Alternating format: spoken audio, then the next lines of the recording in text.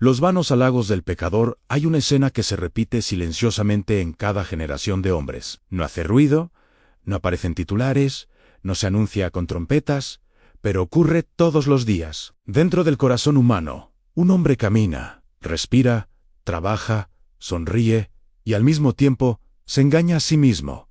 No es engañado por otros, no es víctima de una mentira externa, es él mismo quien levanta la ilusión, quien construye la ficción, quien se cuenta un cuento y luego lo cree. El salmista lo describió con una frase corta, casi quirúrgica, pero devastadora, porque él se lisonjea a sí mismo, en sus propios ojos, hasta que su maldad sea hallada aborrecible.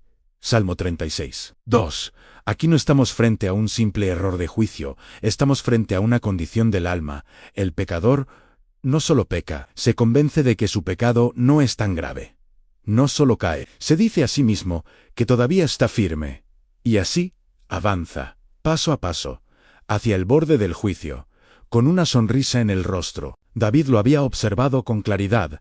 Mira a los impíos, mira su tranquilidad, su seguridad, su indiferencia, y concluye algo estremecedor. No hay temor de Dios delante de sus ojos, y uno podría pensar, ¿cómo es posible? ¿Cómo puede un hombre, bajo la luz de la verdad, bajo advertencias constantes, bajo la sombra de la eternidad, seguir actuando como si nada lo amenazara? La respuesta es simple y aterradora. Se está mintiendo a sí mismo.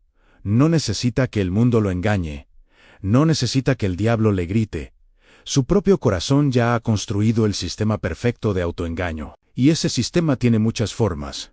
Hay una primera ilusión, quizá la más radical de todas. El pecador se dice a sí mismo, en lo profundo de su pensamiento, quizás no hay otra vida. No lo dice en voz alta. No lo firma. No lo declara con valentía. Solo lo deja flotar como una niebla en su mente.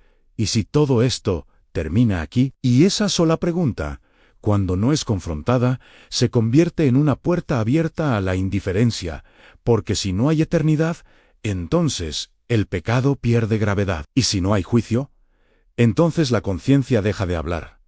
Pero el problema no es la falta de evidencia. El problema es el deseo. El hombre no quiere que haya juicio. Así que aprende a vivir como si no existiera. Otra forma de autoengaño es más sutil, más cotidiana. El pecador se dice, tengo tiempo. No hoy. No ahora. No todavía.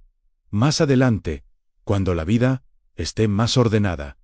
Cuando haya disfrutado un poco más. Cuando el momento sea adecuado, y así convierte la eternidad en una idea lejana, casi decorativa, pero la realidad no negocia con el tiempo humano. El tiempo no pide permiso, no espera decisiones, no avisa antes de cerrar la puerta. Y aún así, el corazón humano insiste en imaginar que siempre habrá un después. Después me arrepentiré, después cambiaré, después buscaré a Dios. Y ese después es uno de los cementerios más grandes del alma humana. Otro pecador se consuela con algo aún más peligroso. Soy una buena persona, no roba, no mata, no traiciona, no escandaliza. Y con eso, construye su refugio, como si la moralidad externa pudiera neutralizar la corrupción interna, como si el orden social pudiera borrar el desorden del corazón. Pero el problema del pecado no es solo lo que haces, es lo que eres delante de Dios, y el alma puede estar perfectamente ordenada por fuera y completamente muerta por dentro. Hay otros que confían en sus ventajas espirituales. Yo crecí en una familia cristiana, yo escucho predicaciones, yo conozco la Biblia, yo voy a la iglesia, y esas cosas, que deberían acercarlos a la verdad, se convierten en anestesia del alma, porque el privilegio sin transformación solo aumenta la responsabilidad, pero el pecador transforma el privilegio en excusa, como si haber estado cerca de la luz fuera lo mismo que haber sido iluminado. Y luego está el autoengaño más trágico de todos, el que cree que algún día, por su propia fuerza, cambiará, no ahora, pero cuando quiera, lo haré, como si el corazón humano fuera un interruptor, como si el arrepentimiento fuera un acto de voluntad pura, pero el pecado no es un hábito superficial, es una raíz profunda. Y el hombre no se libera de sí mismo, simplemente decidiendo hacerlo. Y aún hay más. El pecador puede llegar incluso a creer esto. Ya estoy bien con Dios.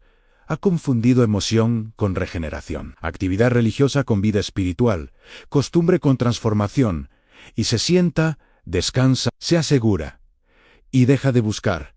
Y ese es el estado más peligroso de todos, cuando el hombre está perdido, y cree que está salvo, pero en medio de todos estos engaños, hay una verdad que no cambia. El pecado no deja de ser pecado porque el pecador lo justifique, el juicio no desaparece porque el hombre lo ignore, y Dios no se vuelve menos santo porque el mundo lo olvide. El texto continúa revelando algo más profundo. El pecador no solo se engaña, sino que lo hace hasta que su maldad sea descubierta como aborrecible. Es decir, el autoengaño tiene fecha de expiración.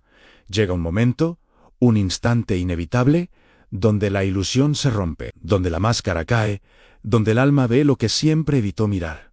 Pero ese momento, cuando llega, ya no es tiempo de preparación, es tiempo de revelación. Y aquí el sermón se vuelve más solemne, porque el problema no es solo que el hombre se engaña, es que lo hace mientras avanza hacia la eternidad.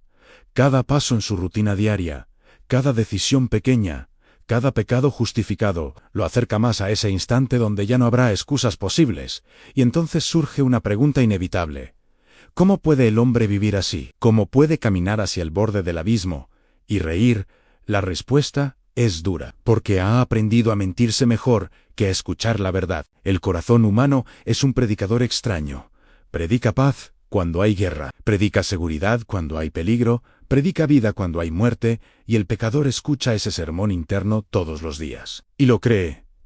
Pero hay un momento en la historia de cada alma donde esa voz interna deja de ser suficiente, cuando la realidad toca la puerta, cuando la muerte deja de ser teoría, cuando la conciencia deja de dormir, cuando el alma se encuentra sola, sin distracciones, sin excusas, sin ruido, y allí el autoengaño se rompe. El sermón no termina con una teoría, termina con una confrontación, porque no es suficiente entender el engaño del pecado, hay que despertar de él. Si eres un hombre o una mujer que ha vivido confiando en sus propias excusas, escucha con claridad, el tiempo no es tuyo, la vida no es estable, el corazón no es confiable, y la eternidad no es negociable. No sigas construyendo seguridad sobre pensamientos que no pueden sostener el peso del juicio. No sigas diciendo mañana cuando Dios sigue diciendo hoy.